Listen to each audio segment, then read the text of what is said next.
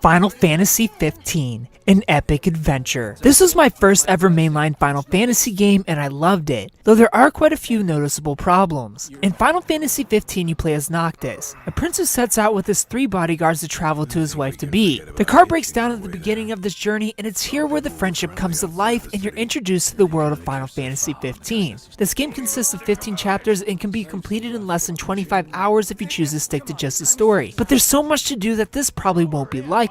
The greatest part about Final Fantasy 15 is that it doesn't force you to play a certain way. You have the option to explore the world, do side quests, grind for XP and AP for your skill tree to balance out your party and skills, or go on epic hunts for dangerous monsters in return for some in-game currency to spend on items and gear. Or you can just stick to the story. It's up to you. Final Fantasy 15 to me felt like a very compact version of The Witcher 3. You're free to explore the different open worlds you visit, however the world feels a bit empty. Of course there's enemies around, but there's this ghost town feeling everywhere you go, whether it's a town or the forest, that stops the open world from ever coming to life. And it could do with how restrictive exploration feels. The car, for example, stays on track. You can't drive it off-road and you don't even need to steer it. And when you're on foot, you can feel invisible walls all around you, stopping you from jumping onto or over items in the game, which does greatly break immersion. Even though it's the game's way of telling me not to go that way, there's nothing there. I still want to do it though. I appreciate the open world, but it doesn't breathe. There is a ton of life in the story though. It took me some time to love these characters, but I ultimately did. I cared for nearly everyone I came across, and this game did get some tears out of me. There's so many twists and turns here that shifts your perspective of characters. Some will become more important than you thought or less important. There were very few moments I predicted, and the campaign has a great deal of epic moments and boss battles. I'm not the biggest fan of the game's combat though. Don't get me wrong, I love the change from the turn-based to real-time, but the weapons you pick up don't feel unique. They don't feel powerful, and the controls just aren't intuitive enough to allow ultimate flow. It feels button mashy and enemies take way too long to kill for that button mashy feel to work. You can dodge, block, and parry, but it's so hard to read enemies and you're so focused on doing damage that by the time you go to block, it's too late.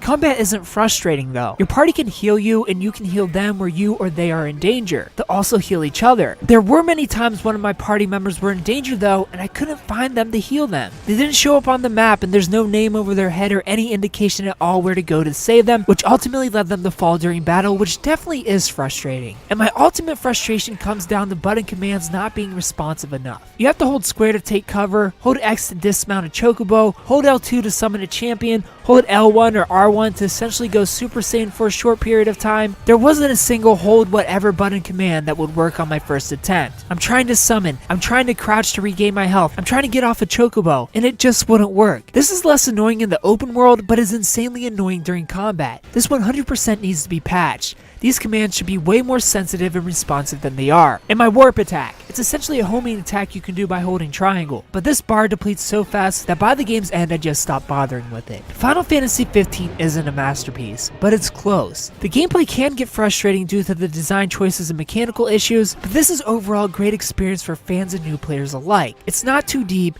and not too shallow. There's a lot to do and it's all equally enjoyable. I give Final Fantasy 15 an 8.5 out of 10. If you played Final Fantasy 15, tell me what you thought about it down in the comment section below. If you haven't played it, tell me if you plan on picking it up. Thumbs up if you like the video, subscribe if you're new to the channel, and tune in Monday for First Impressions where you find out what game we're playing next. Thanks for watching.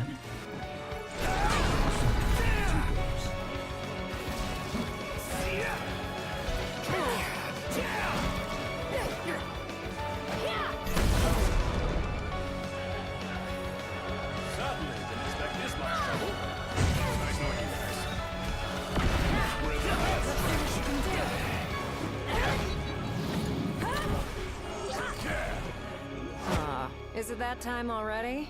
What time? Quitting time. Sorry, but this girl doesn't work after hours. I could, but there wouldn't be a single gill in it for me. Oh, we should play again sometime, pretty boy.